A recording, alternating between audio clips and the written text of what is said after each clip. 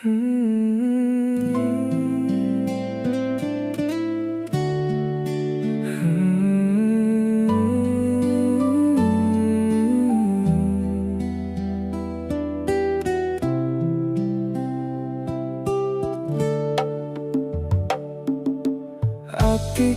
tansah tratapan, dodo iki isih kerep deg-degan.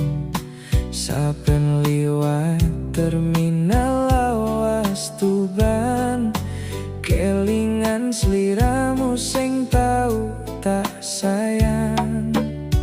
Isih karining irungku, wangine rambutmu, nalika biyen tak rangkul pundakmu, tak elus-elus, tak aras pipimu. Ora nyangka kuwi salam pungkasanmu.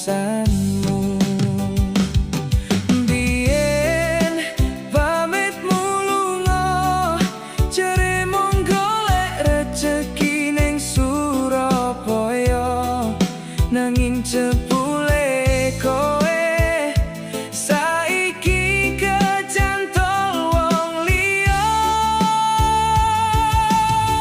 ning terminal.